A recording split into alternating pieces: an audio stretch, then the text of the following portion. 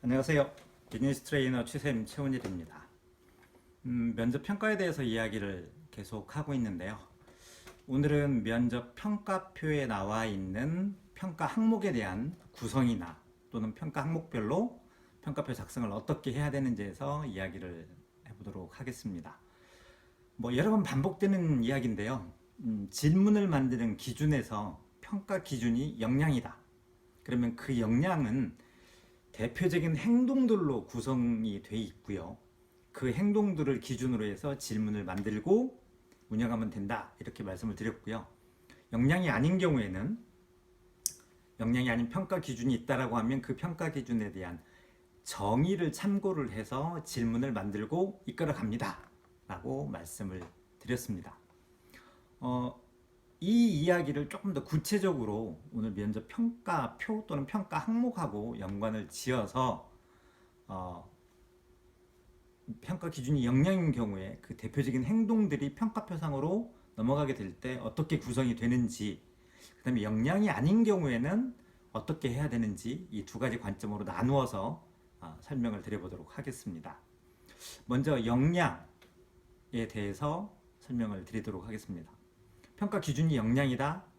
당연히 역량 안에 대표적인 행동들이 구성이 되어 있다라는 전제 조건 하에서 먼저 말씀을 드리도록 하겠습니다. 역량 안에는 대표적인 행동들이 들어있는데 이 대표적인 행동들을 저희들이 구성할 때 두 가지 형식을 씁니다. 보스 방식, BOS라고 하죠. 보스 방식 또는 바스 방식, BARS 방식이라고 두 가지 방식을 사용하는데, 보스 방식은 역량 하나에 저희들이 도출된 행동, 대표적인 행동들을 전부 모아놓은 상태로 있고요. 이거를 평가에 활용할 때는 모아놓은 대표적인 행동들이 얼마나 발현되는지 그 빈도를 체크를 해서 역량을 평가하는 방식이고요. 바스 방식은 역량의 대표적인 행동들을 레벨링을 하는 겁니다. 높은 레벨부터 낮은 레벨까지 레벨링을 해서 어느 레벨에 맞는 행동이 발현이 되는지를 체크해서 그게 역량에 대한 평가로 연결되는 방식으로 저희들이 구성을 해서 쓰고 있습니다.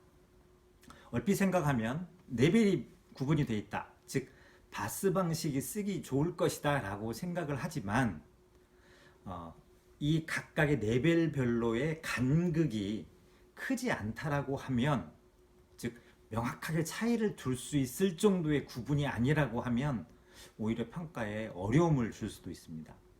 또 보스 방식은 레벨이 없고 모든 행동들을 모아놓고 있기 때문에 행동 간의 방향성이 여러 개가 됩니다. 그리고 그 방향성에 따라서 또 포함되는 행동들이 또 나뉘게 됩니다. 그래서 면접에서 지원자의 대답을 통해서 저희들이 거기에 해당하는 것을 찾아서 평가에 반영하고, 즉 빈도를 측정을 하고 평가에 반영한다. 굉장히 어려운 작업이라고 할 수 있겠습니다. 보스 방식이나 바스 방식이나 두 가지 다가 어렵다? 그럼 뭐가 더 효과적일까요?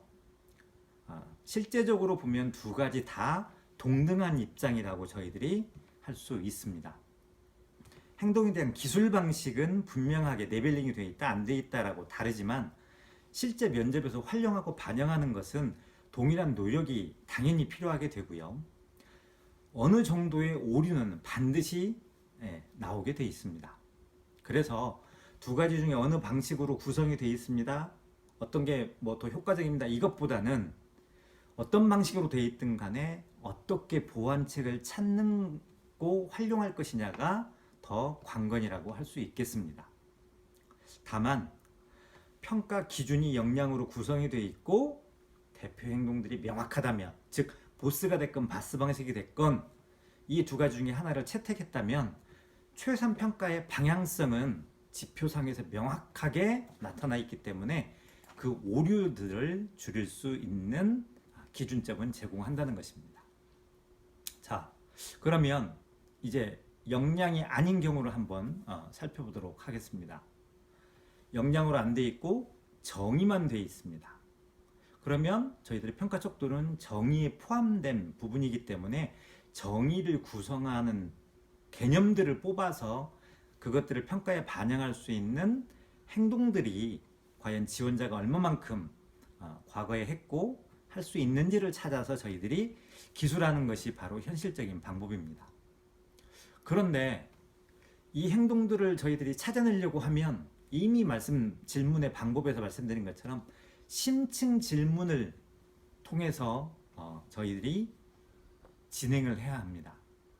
그런데 이 심층 질문을 스킬적으로 내가 이끌어가면서 어떤 기준에서 질문을 끊어야 되고 다른 질문으로 이어가야 될지, 즉 행동에 따라서 어느 정도를 했으면 최종적인 평가를 할 수 있는지 수준에 대한 지점을 설정하는 것이 바로 필요합니다. 역량은 레벨링이 되어 있다고 되어 있죠. 근데 대표 방식이 없고 이런 상황이라면 어떻게 될까요? 이런 경우에는 나름대로의 기준점을 설정해 놓는 겁니다. 어떤 기준점이냐? 예를 들면 이건 누구나 할 수 있는 행동이다. 이거는 뭔가 의도적이고 능동적으로 했다. 이거는 남들하고 차별이 돼서 약간의 창의성이 있는 거다. 어떤 부분들은 완전히 새롭고 변화를 이끌어낸 부분이다. 지금 제가 간단하게 예를 드리는 것처럼 수준에 대한 평가할 수 있는 기준을 임의로 설정을 하고 면접을 진행하는 것이 효과적이라고 할 수 있겠습니다. 다만 이런 기준조차도 면접관 개개인에 따라서 해석에 대한 차이가 다 다를 수 있기 때문에 최종적으로 협의를 통해서 나중에 결과를 조율하는 것은 반드시 필요합니다. 자, 평가 기준이 역량으로 되어 있는 경우에는 이 역량을 표현하는 방식이 두 가지로 되어 있습니다. 역량이 아닌 경우에는 개념을 찾아서 저희들이 심층 질문으로 행동을 이끌어내서 기술을 하면 되는데, 이 질문들을 어디에서 평가의 기준점으로 삼아야 될지 나름대로의 기준을 만들어 놓는 것이 필요합니다. 이렇게 말씀을 나눠서 드렸습니다. 근데 이 두 가지에 다 가장 중요한 게 하나 있습니다. 뭐냐? 바로 기록과 협의입니다. 평가 기준이 역량으로 표시가 되어 있던 역량으로 표시가 되어 있지 않든 간에 면접에서 일어나는 행동들에 대해서 어떠한 평가 방법을 쓰더라도 기록하고 해석한다는 것은 면접관 개개인이 가질 수 있는 주관적인 해석에서 벗어날 수 있는, 그리고 면접관이 혼자서 독주해서 안 되는 브레이크를 줄 수 있는 가장 최소한의 것이기 때문에 바로 이러한 행동 중심의 기록들을 축적을 하고요.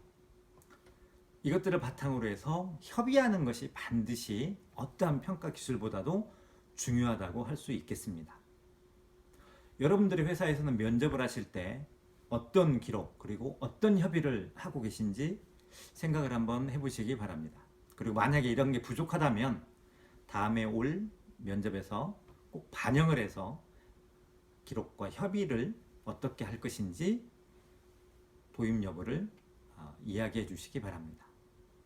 오늘은 평가 항목에 대한 구성과 기술에 대해서 말씀을 드렸습니다. 여기까지 비즈니스 트레이너 최원일이었습니다. 고맙습니다.